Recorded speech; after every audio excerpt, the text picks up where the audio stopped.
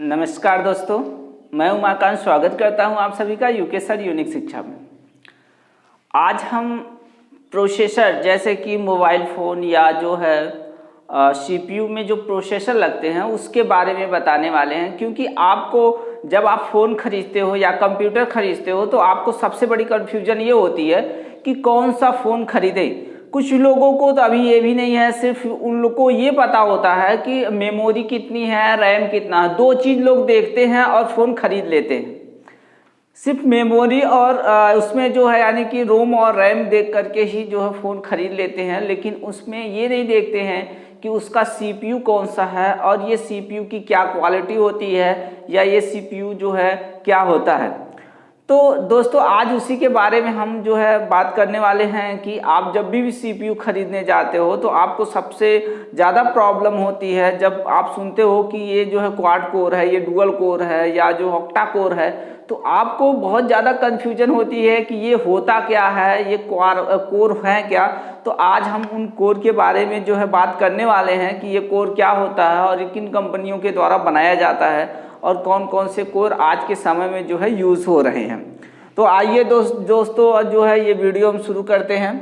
तो इसमें देख लीजिए कि जैसे कि हमने यहाँ पर लिख रखा है, जैसे कि डुअल कोर, क्वाड कोर और जो है हेक्सा कोर, ऑक्टा कोर और डेका कोर। तो ये सब जो है आज के समय में जो है यूज़ होने वाले जो मोबाइल जो सीपीयू होता है मोबाइल का, या जो है हमारा कंप्यूटर का जो सीपीयू होता है उसमें प्रयोग होने वाले जो है सीपीयू यानी कि जो सीपीयू होती है उसका जो है क्वालिटी होती है या उसकी जो है इस तरह से जो है उसके टाइप्स आते हैं, उसके प्रकार आते हैं। तो सबसे पहले दोस्तों हम जान लेते हैं कि ये जो है डुअल कोर क्या होता है, तो ये सब हैं क्या। तो दोस्तों सबसे पहले देखिए एक पेंटियम आता था, पेंटियम। तो पेंटियम में क्या होता है, जैसे अभी हमको जो है कोई भी काम करना है तो हम एक काम एक समय में कर सकते हैं। जैसे अगर मान लीजिए आपको दो चीज़ें दे दिया गया, एक मैथ का जो है एक मैथ में जो है मल्टीप्लाई दे दिया गया और एक मैथ में जो है एडिशन दे दिया गया, यानी कि एक जोड़ और एक गुणा दे दिया गया।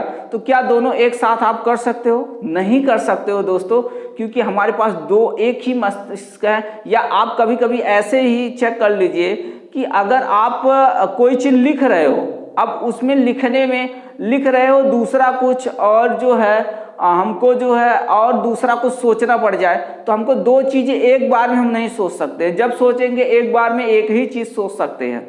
तो उसी तरह से ये पेंटियम था। तो पेंटियम क्या करता था कि वो उसमें जो है बहुत ही जो लो क्वालिटी का जो उसमें प्रोसेसर यूज होता था। उसके पास एक ही दिमाग, हमारी तरह क्या होता था, एक ही मस्तिष्क होता था, एक ही चीज़ें सोच सकता था।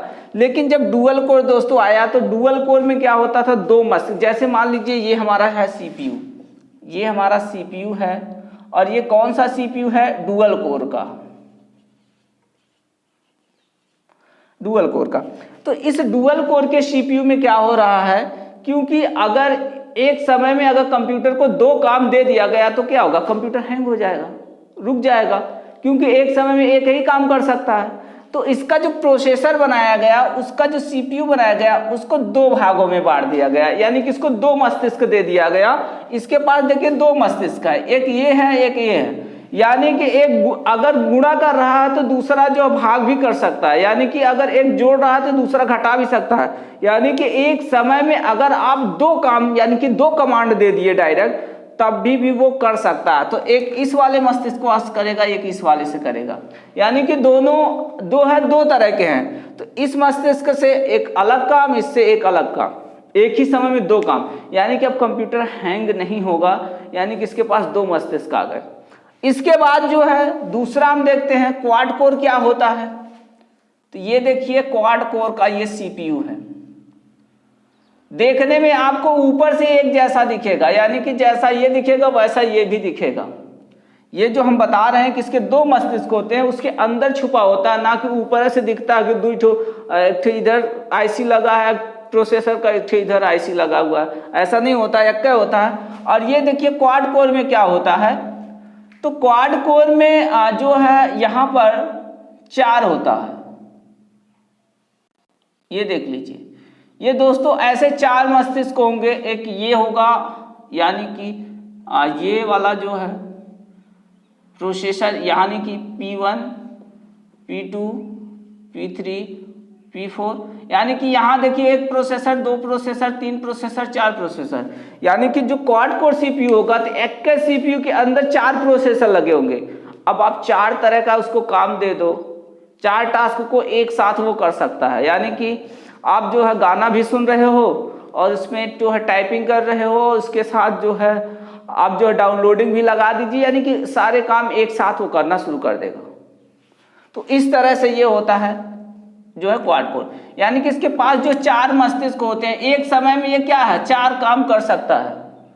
जोड़ घटाना गुणा भाग सब एक के साथ दे दो, इसको सब कर देगा। इसके 4 मस्तिष्क होते हैं।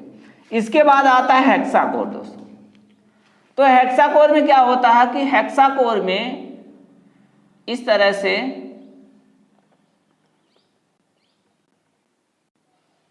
1 2 3 4 5 6 दोस्तों इसके 6 जो पार्ट होते हैं, यानी कि 6 मस्तिष्क होते हैं। एक के CPU के अंदर कितने 6 मस्तिष्क होते हैं। एक 6 मस्तिष्क होते हैं, वो 6 तरह की चीजें एक ही समय में सोच सकते हैं। एक ही समय में 6 तरह की चीजें सोच सकते हैं। तो ये जो है काफी अच्छा जो है, ये काफी अच्छा है। यानी कि इसके पास कितने CPU हैं, इसके अंदर जो कितने प्रोसेसर हैं 6, एक CPU के अंदर 6 प्रोसेसर। तो इस तरह से दोस्तों ये काफी एडवांस हुआ। ये क्या है, ये तो एक समय में अगर इसको 3 काम दे दिया गया एक समय में, क्या ये तो हैंग हो जाएगा, लेकिन ये हैंग नहीं होगा। अगर इसको एक समय में 5 काम दे दिया गया तो क्या होगा, हैंग हो जाएगा, लेकिन ये हैंग नहीं होगा। तो इस तरह से ये जो है इसके मान लीजिए जो है क्वाड कोर हो गया, ये हेक्साकोर हो गया। अब ये दोस्तों देख लीजिए, ये वाला हमारा आता है ऑक्टाकोर। ऑक्टाकोर में आप लोग समझ ही गए होंगे कि ऑक्टाकोर में क्या होता होगा।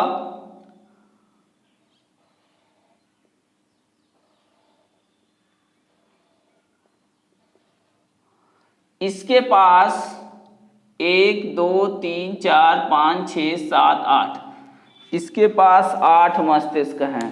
देख लीजिए, ये 8 लोगों का काम एक ही समय में कर सकता है। जो 8 लोग मिल के करेंगे वो ये अकेला कर सकता है। सोचिए कितना फास्ट हो गया कंप्यूटर। ये तो हैंग नहीं करने वाला है।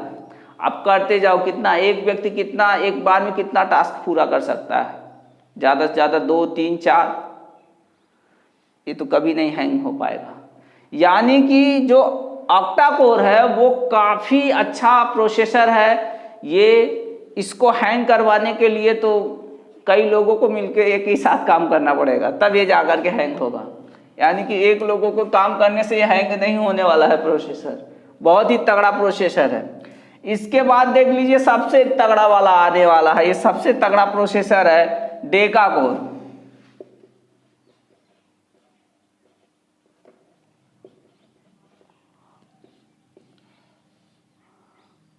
डेकाकोर ये देख लीजिए, ये तो बहुत ही, कितना हुआ 1 2 3 4 5 6 7 8 9 10 दोस्तों, ज़्यादा हो गया। इसमें हमको जो है 10 बनाना है, इसमें 10 बनाना है।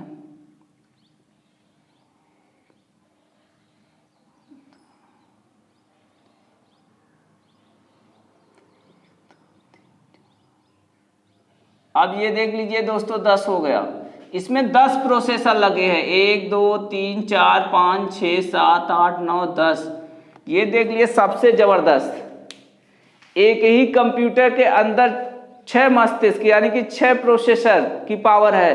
प्रोसेसर तो एक ही होगा, लेकिन उसमें क्या है अलग अलग जो है 6 जो मस्तिष्क बांटे गए होते, यानी कि उसके 6 प्रोसेस करने का जो है इसमें पावर होता है। एक ही समय में अगर 6 प्रोसेस आ गए या 6 टास्क आ गए एक के साथ, तो सबको जो है ये करेगा, एक ही साथ कंप्लीट कर देगा।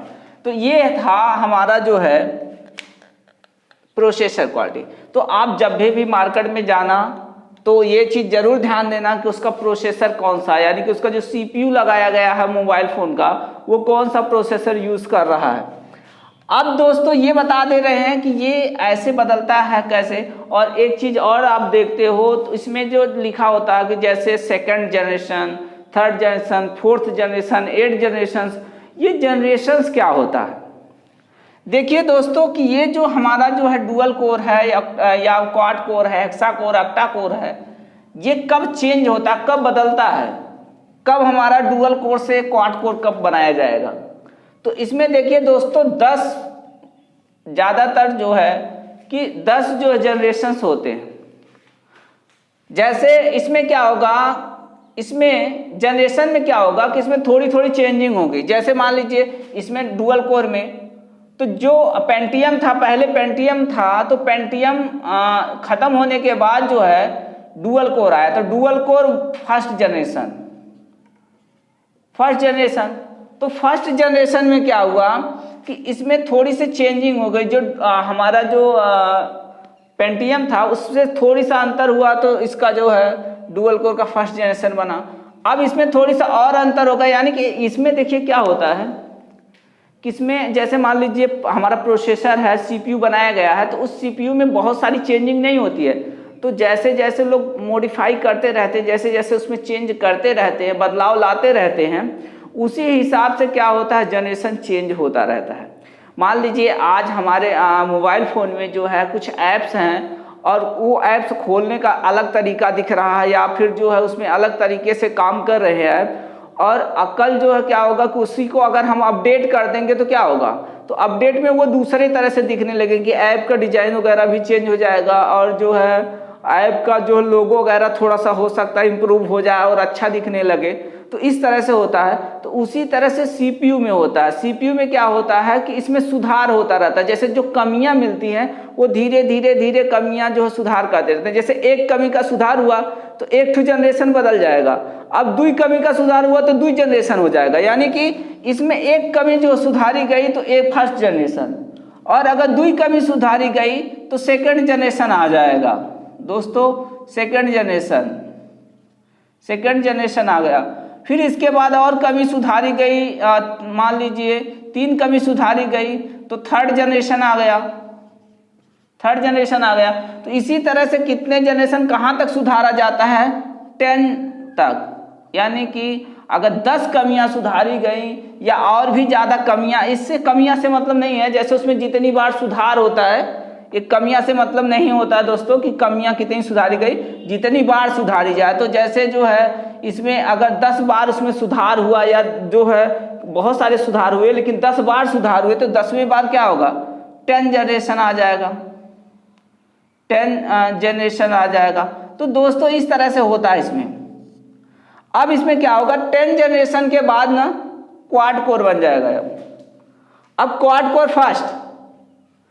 अगर दोस्तों एक चीज आप मार्केट में खरीदने जाओ मोबाइल फोन, आपको एक सीक्रेट बता दे रहा हूं, आप मोबाइल फोन अगर खरीदने जाओ तो क्या होगा कि अगर 10 जनरेशन है, डुअल कोर का 10 जनरेशन है और जो क्वाड कोर का फर्स्ट जनरेशन है, तो दोस्तों इन दोनों में बहुत अंतर नहीं होता है।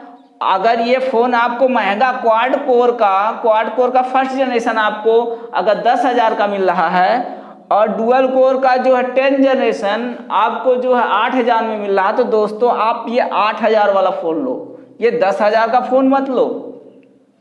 एक चीज हम बता दे रहे हैं। तो इस तरह से होता है। तो ये जो इसका 10 जनरेशन होता है, इसका फर्स्ट जनरेशन, इसमें बहुत ज़्यादा अंतर नहीं होता है, थोड़ी बहुत अंतर होता है। तो इसी तरह से इसमें भी 10 जनरेशन तक चलेगा, 10 जनरेशन। फिर इसके बाद इसमें भी 10 जनरेशन, इसमें भी 10 जनरेशन, इसमें भी 10 जनरेशन। तो इसमें भी 10 जनरेशन चलने के बाद जो है एक नया जो है प्रोसेसर लॉन्च हो जाएगा। तो इस तरह से होता है। तो इसमें 10 जनरेशन चलने के बाद एक नया प्रोसेसर आ जाता है। तो इस तरह से आज हमने देखा कि ये प्रोसेसर जो है, ये डुअल कोर क्या होता है, क्वाड कोर क्या होता है, और इसमें ये जनरेशन्स कैसे चेंज होते हैं। और दूसरी चीज़ ये देखिए, जो प्रोसेसर बनाने वाली कुछ कंपनियां हैं इस तरह से हैं, जैसे कि इंटेल जो है बहुत ज़्यादा प्रोसेसर इसका जो है आता है। जैसे आप कोई भी कंप्यूटर खरीदोगे तो ज़्यादातर जो इंटेल का आएगा। AMD का आता है, AMD का भी अच्छा प्रोसेसर होता है, बहुत ही अच्छा। तो ये सब जो है अच्छे प्रोसेसर बनाने वाली कंपनियां हैं, जैसे क्वालकॉम हो गया, कॉम हो गया, और इसके बाद सैमसंग हो गया, मोटरोला हो गया, HP हो गया।